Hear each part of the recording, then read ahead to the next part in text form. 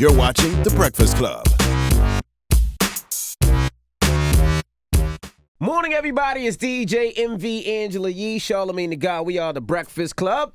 Got a special guest in the building. Quince. Consequence. Yo, what up? What's and up, another son? special guest. Youngest in charge. Young Caden. That's Consequences Steph Curry. Quince is Dell. And that's Steph Curry. Yeah, he jumped in the water. You guys talking to the mic too. Yeah, what Oh, up? give him What that up? mic. Give Caden that mic. Give him that one. There you There go. we go. Now we working. There we go. Say peace. What you trying to do, Caden, man? I seen you with Busta What you all doing, over the bro? place. Say, you spell next up NEXTUP, right? He's a grumpy interviewer this morning. That's good. So, of course, you just celebrated the anniversary of Don't Quit Your Day Job, right? Yeah. We almost to a dime piece with that joint. Mm-hmm. That was my first major release on Good Music, and it's just it's crazy how time flies, and it's still a timeless piece of work. A lot of the records on there is more relevant today actually than they were when I made it, because at the time when I made the record, it was the South invasion, so it was like really hard to kind of cut through, but like the Job song is definitely like every independent artist theme song probably. You know what I'm saying? Just having to try to balance your overhead and your dream. You know what I mean? So I'm really proud of that album. You think it's harder now for artists to make money than it was 10 years ago? Depends on your well of information. You know what I'm saying? Now it's so many ways to make money. It's a smaller dollar, but there are more revenues for people who don't have like a end with a gatekeeper, so to speak. You know what I'm saying? But like, yeah, you can put your own music on literally every streaming platform. Right. You know, Jay-Z said he got 75% for you. I always wondered, like, with the album's called Don't Quit Your Day Job, and I know around that time Kanye was supposed to come out with an album called Good Ass Job. Was that like the plan? Well, actually, to keep it all the way a buck, Brian Leach, who signed A$AP Rocky, is a good friend of mine, and I had worked with him and his son's mother, Wanda Booth, a while like during like the end of the 90s. So that was TVT time when he had Lil Jon, he had Pitbull. Yeah. Oh, you definitely didn't fit in over there. Well, he was my guy though. Okay. Actually, what happened was I had a short. I had a record deal actually at Relativity under Wanda. Gotcha.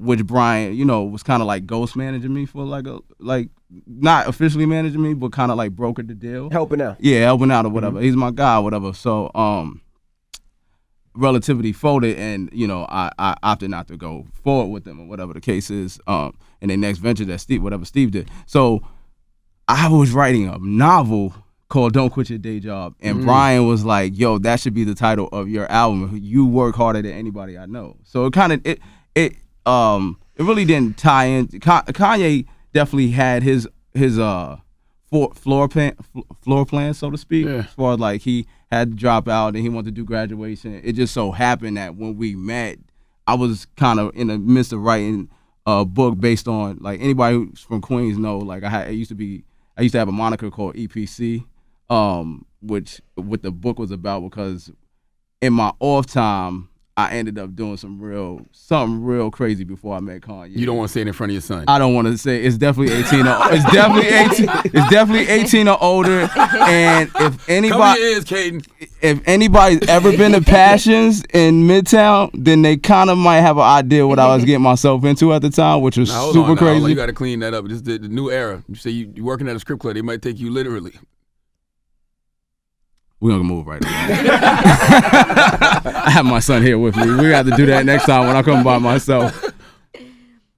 It's like, moving on. So how did you meet Kanye, for everybody that doesn't know? How did you meet Kanye? I met Kanye in 2000, right after 9/11. It's funny. I've had a gift to get the check. So I had a situation at Raucous during that, at this time. I had a group, and right when they was supposed to release some money for me, 9/11 happened. and they shut everything down. Like, Banks, everything, everything was dead. If you didn't put out the Blueprint or Fab's album at that time, was done. It was done. The music industry was done in New York. Right. You know what I'm saying?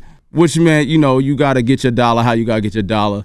And then at the turn of the year, well, actually before that, I got a friend named Hans Elder who's related to D-Dot. Mm-hmm. And he had mentioned Kanye to me. Like, yo, there's this guy who I really think you need to meet. He's kind of like you, but he's like, he's real into making big hooks, and he actually produces, but he's trying to jump into rap. But he reminds me a lot of just y'all personalities are really similar. Mm-hmm. So it's kind of like, I guess that was the opening of the door, so to speak, of as far as signs of like somebody that would be in your life or whatever the case is. But what actually happened was 88 Keys, and happy birthday to 88 Keys. His birthday, he just celebrated his birthday. Kanye actually flew in for 3 hours to celebrate him. That's our guy. Wow. He introduced me and Kanye. 88 was a guy who I met in the 90s. He lives in Long Island, right? He's from Long Island originally. Shout out to Eagle Ave. He used to call Q-Tip's crib habitually. Like one day I picked the phone up and we became friends. Like just instantly. I went out to Long Island. This was during the time when I was doing Beach Rounds of Life, and we stayed friends ever since. And he actually was like, "Yo, there's this guy Kanye who wants to meet you." And So I came out to Jersey. I was popped at the time, so he was like, "Yo, I got you. I'll take care of everything," or whatever the case is. And then he looked when I came to his door. It's funny. He was like, "Yo, I'm gonna be the next Michael Jackson." I was like, "But you dance, you sing, what's up?" I said, "Well, yeah, you about to pop lock." But the funny thing is that he said it with a straight face, really dead serious. So I like literally, I looked at him. I was like, "Okay, explain to me how you gonna do that." And he was like, "Yo, look, I got all these beats I'm giving to Jay, to Beans, to Bleak, you know what I'm saying? And I know I got it. And you know what I'm saying? If you was to work with me, you know what I'm saying, I feel like you can make a classic album, because I don't understand what even happened with you and Tribe." And I was like, "Me neither." And from there, like literally, like we went to 88 Keys' crib, recorded the joint we started working on, and then it was funny because it was just like, at that time, like I kind of really didn't want to work. Like it was a different time in music. Like I didn't really want to work with a producer anymore. I like kind of had ran that route, and it was a little. It didn't never pan out. But the thing about Kanye that was very interesting, even back then, was just like he was very insistent that I listened to what he was saying. Like, man, I'm telling you, you could do it. You just need to do this. I don't know what the hell is wrong with you. I'm like, man, you don't even know me. Right. You don't know what I'm into. I might not want to do music no more. You know what I'm saying? But the fact it's real. We have definitely a storied relationship, because like I said, like even then, like I was dabbling in the streets and hustling, and a couple months later I had got pinched in Queens. And he was like, "Man, I feel like I'm puffing you big." And it's just like, "Yo, what are you doing? Like, yo, leave the streets alone." And, you know, like, and I guess once I finally listened, then we really got, the rest is history. And y'all became great friends, and you helped him write on some of his stuff?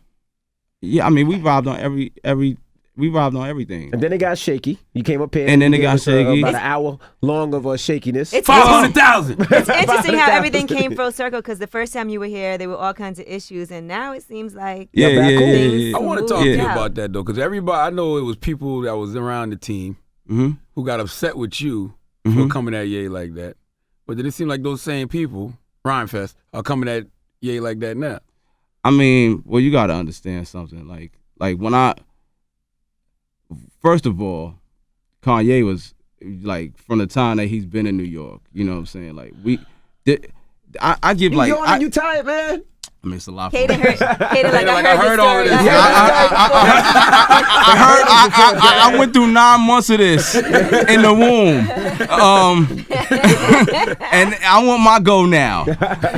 You gonna get your go in 2 seconds, baby boy. We're gonna do it. See, the thing is, like, I guess for me, right, like, I knew the inner workings of like how good music was, the inception of it, every nook and cranny of everything. You know what I'm saying? Like, I definitely, in the past, was definitely one of Kanye's like go-to guys. You know what I'm saying? Everybody know that. So, well, not everybody didn't know it, because I think, like, and like, this situation is essentially have been, we've put new tar over this pavement. You know what I'm saying? So, I don't want to, rehash it, so to speak. But just because you asked, I will say, success does a lot of different things to different people. But I think at the core, me and him have always, like, even when I was up here saying what I was saying was from a brotherly standpoint. You know what I'm saying? Like, I wasn't saying like, yo, you owe me $1 million. I said at the time when his mother spoke up about the situation, that was a family situation. And maybe, in hindsight, the passion in which we were saying what we were saying may have sounded venomous, but it was really a family situation. It was really like, yo, we family. You know what I'm saying? That's why I made that example when I said the clue thing to you. You know what I'm saying? It was really because of the fact that, you know what I'm saying, like, we not blood, but we gone through, I've done more things with him than I've done with my own cousins. Right. You know what I'm saying? I've given more of myself, and he's given more of himself we're giving more of ourselves, you know what I'm saying? Other, right. To each other, as far as from, what's in your soul, what's in your DNA, you know what I'm saying? To be successful than I have done with my own family, you know what I'm saying? So, that's where that was coming from. As far as like Ron Fest is concerned, I understand. Like, my thing is this, everybody's principality is different. You know what I'm saying? I know for a fact with me, I'm not a hypocrite. I can't speak for anyone else. You know what I'm saying? I'm not a hypocrite. When I wasn't on that, I wasn't on that. You know what I'm saying? Could a dollar have fixed that? Yes, with the right dialogue. But our dialogue is what fixed me and Kanye. How did it fix it? What did y'all do? How was that initial conversation? We laughed a lot about a lot of things. Did you call him? He called you. What about each other? Was that before the fingers in the booty or after? Listen, fam. Don't go there. Just stay focused. Cuz. As your man, if that's your man, you gotta laugh about that. As my man, we laughed about it. You think I ain't speak to him about it? Yeah, Absolutely. I spoke to him about it. That's my man. So, you know what I'm saying? We gonna get to that. You know what I'm saying? Because at the end of the So day, what was that conversation about? Let's say he did like it. Like, he gonna say, you know what I mean? You let me hear Envy got fingers in his booty. I'm coming in here immediately. And doing what? And laughing. I mean, look, baby girl bust a shot because of the Cub.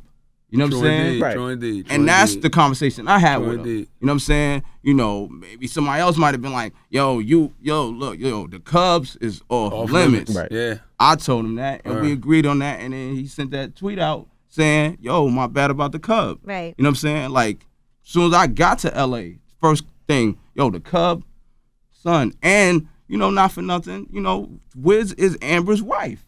She could be a hoe to whoever, but he married her. You mean know what I'm Amber saying? is Wiz's wife? Whoever's wifey is wifey. We knew what he meant. You know what I mean? Whoever's wifey is wifey. You know what I Amber's mean? wife. So what was that initial conversation? Because you talked a lot up here, so I know there was feelings. So how was that first initial conversation? Was it a call? Did y'all meet each other?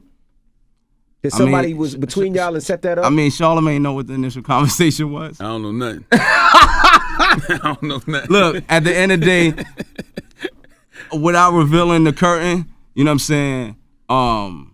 Was it 5 minutes? Did y'all just clear the room for a 5 little minutes. bit and fight like brothers and get in and shake hands and hug each other after? Nah, nah. we didn't. You know what I'm saying? Like, it didn't go like that. It really went, man, I miss you and I love you. You know what I'm saying? That's real. That's what I received. You know what I'm saying? Like, and I'm a thorough street and never breaking the rules. So when it's gangster, it's gangster. When it's gentleman, then we can be gentlemen. You know what I'm saying? So I'm not gonna. All right, so cool. Then let's talk. Since you love me, you know what I'm saying. So then we talked, and I was able to express myself. He was able to express himself. You know what I'm saying. And we drew the conclusion that, you know, we had a plan, and the plan we overproduced with the plan. Right. You know what I'm saying? Because he became a worldwide phenomenon. You know what I'm saying? Regardless of whatever struggles I had, I still made a good dollar out here. You know what I'm saying? It's just, you know, I definitely had to work around a shadow being cast because that was my man. Right. But I never heard you talk down about him. All you ever said because was because the plan was to just get on. Right. The plan was for whatever it's gonna take. You know what I'm saying? It's just like if you in the streets and you moving whatever. You know what I'm saying? And y'all both starting out with, or maybe he got a QP and you got ounces. We all trying to be essentially having Brucey B shout us out when we walk in. Right. So we superseded that. The world was shouting us out. All of us when we walked in. Now what about Pusha T? Because you and Pusha, you had worked with Pusha T. And yeah, we had. Well, you got to understand. Like me and Pusha T, had a different history. I knew Pusha before I knew Kanye. I'm gonna tell you. Here we go. Here we go. We're gonna start getting to the good stories. So I'm in LA, right? And then me and Kanye, as we talked on the phone, you know what I'm saying? Like, basically, I just came out to listen to the joint. I didn't have no preconceived notions to Waves, Swish, Pablo. Right. Swish, Pablo, Waves. Right, we got you. TLOP, which is available on Tidal right now. That's where we're at.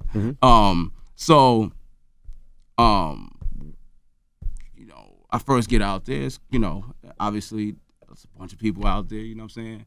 And eventually it got down to Ye and Quince and Ye, just sitting there. And I don't know how, and maybe, it's family business and some Henny, and it just started pouring out, you know what I'm saying? And so that kind of broke the ice, and then Pharrell had walked in to the studio, and he looked and he said, "Yo, this is unbelievable. I can't believe this. I can't believe y'all in the same room." I mean, because I guess for certain people, it left off wherever you last saw it. Right. You know what I'm saying? So Pharrell basically, literally, rather, sat there and talked to us for literally like 5 minutes, and we just was like, "Yep, you're right. Yep, you're right. Word." Because did he start singing Happy? Nah. Shut up, man. Nah. He was definitely like, "This is beautiful. This is, I literally, like, I rejoice in seeing this. Like, this has just made my week better." You know what I'm saying? Right. Because Pharrell, this is how deep I go back with the Neptunes. Pharrell literally has a verse on Beats Rounds of Life. I've said this before. You know what I'm saying? When he was working under Teddy, or just finishing working under Teddy with Rum Shaker, had Tammy Lucas. Now Tammy Lucas is singing on once again on Beats Rounds of Life, which was the lead joint before Stressed Out came out. So Tammy Lucas, for anybody who doesn't know, is the lady who sings "Is It Good to You? I Like It." That's that hood smash. You know what I'm saying? So Pharrell, I believe, did that, and was so. Basically, I spent an hour, like, in the booth with Pharrell, just laying a verse. Didn't know him, nothing, just on good energy. So we've always had a great, rapport. And him and Kanye have always had a great rapport. Obviously, he worked on a ton of the J stuff, you know what I'm saying, as producers or whatever. And, he believed in Kanye early, seeing his hustle and him transition into an artist. Right. So, like, the situation with Pusha, like I met Pusha maybe 98. Mm-hmm. You know what I'm saying? When Pharrell just picked them up, they still was in the street. Boom, boom, boom, boom, boom, boom, boom, boom. So I mean, you know, like I said, it was a success thing and it was a positioning thing, and it's kind of, you know, been that way. And then so that circles back to like even like with Rhyme Fest, you know, Pablo the plug at this point. You know what I'm saying? Mm-hmm. So the plug happens to be my brother. Right. I'm not gonna sit here and argue about my tenure with the plug with nobody. Right. You know what I'm saying? Like nobody could tell me nothing about Kanye. You know what I'm saying? A handful. This guy definitely. Definitely. You know what I'm saying? And a few others, but like I said, but you know him. That's your man. It's deeper than that. Like we in North Carolina, me, this guy, a couple of us. I see dudes scheming. You know what I'm saying? Yo, we're leaving. That's not you can't make that call as entourage. You gotta be the homie who hold it down. We're leaving. Eagle eyes on this one. And ask me later why.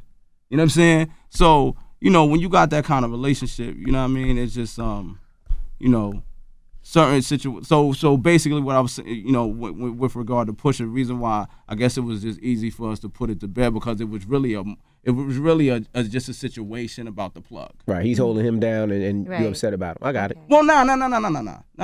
It wasn't. I never was upset about. He was upset about what you said about the plug. Right.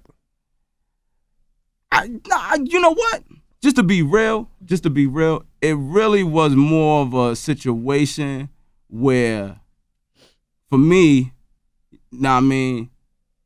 I felt like, yo, at the time, if my money is compromised, it becomes ABG. Because I was the dude doing this. Right. You know what I'm saying? Mm-hmm. So that's the way I probably let a little bit too much of the ghetto influence a little bit of my decision making, but because that happens out of pride. Mm-hmm. You know what I'm saying? When you're dealing with a rapper and you're dealing with business, and then it becomes like, all right, you start weighing your scales out, and it's just like, you know what I'm saying? Well, you know, the heaviest thing that weighs on the scales ain't nobody gonna front on me. As a you know, and I don't want to make it a color thing. I think if you were a Jewish lawyer, you wouldn't have handled it that way. But case of Rasa. Right. And so the good comeback story. Yeah, so that's available right now. Okay. Tell us about that, the good comeback story. Man, I think it's just it's definitely a must listen for hip hop. For anybody who's a fan of any of the years of music that I just mentioned. Mm-hmm. I mean, it's dope. Kaden is the star of the show on that dude. And you know, I have Kaden and Q-Tip on the same project, which is like a blessing. You know what I'm saying? Let's hear your verse, Kaden. I love you, baby boy. Love you too. Hold on, let's go. Let's get this right. You ready? Head to the back. Head to the back. Head to the back. Queens, come on, Queens. Come on. Okay, they got the fresh cut. You got the fresh cut. You got the fresh cut. You ready? You're gonna get a lot of girls if you get this right. Let's go. You ready? I love you, baby boy. I love you too. When it comes to making money. You know how I do. I'm Kaden's daddy. I can't say not to you. What's supposed to do? So the company of greatness is in great hands. My heart is back and my tongue's a tail. My son is only 4 and he's already the man. My son is only 4 and he's already the man. My daddy's that too high. Yeah, that's what I'm talking about. There we go. That's my superstar. I've been doing this since Thanksgiving, Dad. Yeah, he been tired of going this routine, Dad. No, not today, Yeah, Dad. you told me about the money you ain't paid me before I performed. Kaden West, No, he got paid. He got paid. He got paid. That's the hip hop version of when on Christmas Story when the mom used to make Ralphie wear a bunny suit and come downstairs and dance for the kids. That's the hip hop version. Kaden, how much you got paid for that? Did you get paid? We gotta get you a lawyer, K, boy. We gotta make sure you're right. I still want to hear a good comeback like with you and Ye producing like. Yeah, nah, we on that. Okay. We on that. Hopefully, you know what I'm saying. But I mean, look, it's March. All You know right. what I'm saying? So we definitely way early in the year. And you know, we got a couple joints in the tuck or whatever. Like I said, when I came to LA to even listen to the Pablo joint, you know what I'm saying? It was really just to listen, and then once jail started happening, we just was getting to it. So I gave my expertise and helped out on a couple joints or whatever. I love the Life of Pablo album, and I hated Yeezus, but that Life of Pablo fire. So you can always tell when he got the right people back around him. Yeah. So the vibe was like real dope. You know what I'm saying, out there. You know what I'm saying. Are other artists hitting you up now to work with them? I mean, are you down for that? I mean, to keep it real, my number one thing is like I got a new EP dropping in April called "Growing Up in New York." That's crazy, and I got some stupid records on there. Like I got a record with Ty Dolla $ign that's stupid. Mm-hmm. I always kind of been in the mix of like whoever's coming up or whoever's next. I mean, honestly, who has my interest? Honestly, is him. You know what I'm saying? All right. You know, a lot of people like to see him. I think they like the whole father and son thing. It's refreshing, I guess, for people to see. You know, somebody with their kid posted. Kim Kardashian likes him. Likes him a lot. So I definitely want to put out like a little small thing on him. Like a little 5-6 joints or whatever. He got a couple joints. He in there for real though? He in there. Okay. He in there for real. I'm gonna tell you, it'll be ill. You let him rap and let Swiss Son produce a beat. I mean, shout out to Swiss. Holla, we around. Cause Swiss Son, Egypt. He did. Yeah, he did a track on Kendrick's Kendrick's album. album. Yeah. I'm watching. I'm watching. I think it's not Egypt. The girl. It's Egypt, right? Yeah, they call him Iggy. Iggy. Yeah. His name is Egypt. Yeah. That'd be fire. A 5-year-old producer and a 6-year-old rapping. Yeah. And you guys had a taste of being on TV. Is it something that you would say, okay, me and Kaden gonna do a show? I ain't really on that wave like that right now. I saw you like Remy and Papoose and their vows. I did like that. That was dope, man. Man, that brought water to my eyes. Yeah, man. that was dope, man. Like, like I feel like finally they, because I check in and see what they got going on, and a couple of people gonna get their head cut off. They holla at it. I still got a couple. Yo, what up over there? You know what I mean? So they be letting me know like.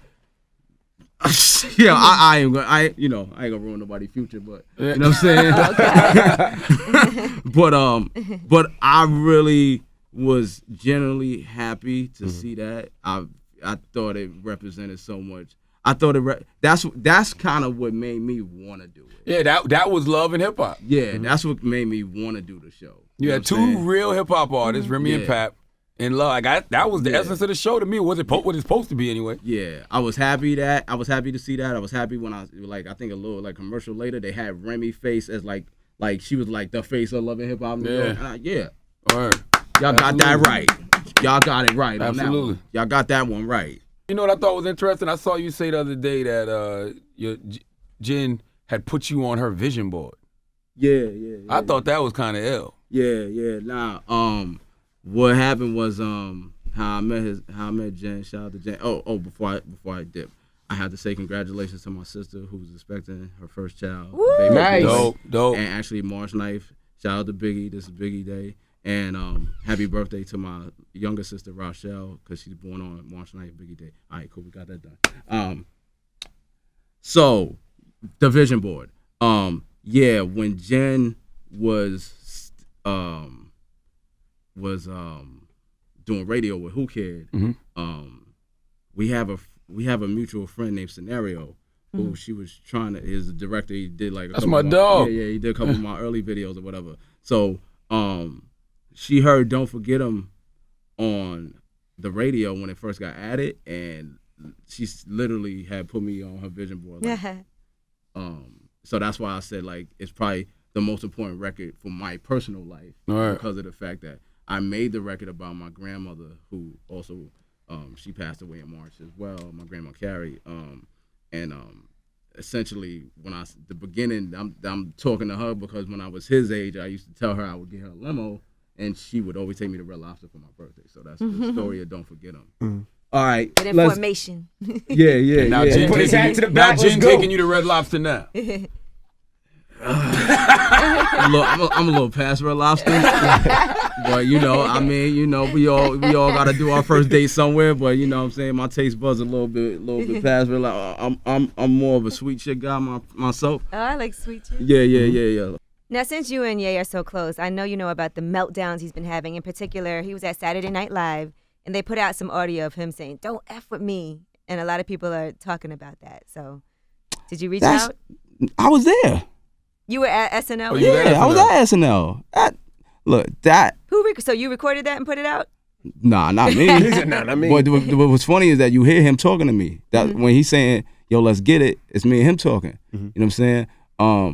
That's super bogus.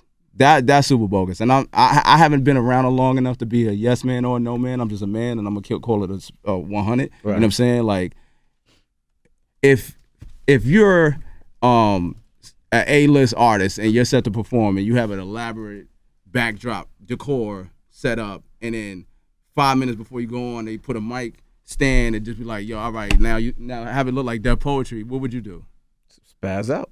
So basically, it's like that wasn't a meltdown. I don't think that's a meltdown because he still did it. Meltdown would have been like, "I'm leaving, I'm irrational, you can't talk to me, you can't talk to management, I'm not listening to anybody." They did say Kim had to come down and try to calm him down and get him to stay because he threatened to leave. No? He did threaten to leave, but rightfully so. Right. You know what I'm saying? It wasn't like he wasn't in the wrong for threatening to leave because like I said, if you switch up his set 5 minutes beforehand and then you go ahead once he threatens to leave and then you put it back up and say, "Give us 5-10 minutes to do it," then who's in the wrong, really? That means he was right. He also called Taylor Swift a fake ass during that, and there was a lot of controversy over what really happened. I mean, with her hearing the song. Yeah, they have their own relationship. You know what I'm saying? So I don't know. From what I understand, that there was dialogue out of respect before he put the line, before the album was released. I don't think it was a surprise. It was a shot. You know what I'm saying? If she chooses to say her piece about it to protect her brand, I mean, it's something that comes with the territory because that's not your sister. Right. You know what I'm saying? Right. That's not even your label mate. You know what I'm saying? So then it becomes his word versus her word, essentially. You know what I'm saying? Unless you're gonna present evidence, which is kind of like, it's like the line kind of got taken out of the line. Definitely, from a mainstream standpoint, I can understand it. See, there's two ways to take the line to me. If you, and the same thing I was saying about you dealing with something like from the ghetto, or you dealing with something. So from the ghetto, obviously he's saying to all my South Side homies that know me best, I still feel like me and Taylor might still have sex because I made it. So basically, it's like, just due to the situation, I probably, dudes in the hood be like, "Yo, she owe you some vagina, bro." Yeah. On the strip, all that drama. It's really the drama. Right. It's not to disrespect her and her privacy. You know what I'm saying? It's her private part. It's really more like, for that kind of issue. Yeah, that's just how dudes. The least she could do is y'all go out and hook up. You know what I'm saying? But obviously, when you put it in the context of you make it a start situation, then how could he say that? That's outrageous. You're married and she's this, and it was a joke. Basically, it was a joke. Who recorded that anyway? Like who? Because obviously an insider had to record him. Who recorded the Saturday Night Live? Yeah. That's a great question. I'm sure there's a lot of hang-ons around. I mean, but that's a great question. That's more. The leak is more of my concern than the PR spin because of the fact that it even got to that. Like who was with y'all that? Yeah, because was it internal? Is NBC just mic'd? That's a possibility. Yeah. You know what I'm saying? It's a the possibility. Mics could have been on. It's a possibility that the whole studio's mic'd. That's you know true. What I'm saying? I mean, it's a live production. So, people are all over. I was there Saturday. Yeah, so it's definitely possible. I lean towards that more so than saying somebody definitely on Squad did that. Yeah. It definitely, that concerned me a lot. You know what I'm saying? I was very concerned about that part. You know what I'm saying? Because when I heard it, I'm like, whoa. Because literally when me and him were talking, it was an intimate few. You know what I'm saying? I know there was one camera dude, but I really feel like to get that audio, it had to be mic'd. Right. Dating Consequences, The Breakfast Club. Good morning. The Breakfast Club. Every weekday morning. Tune in.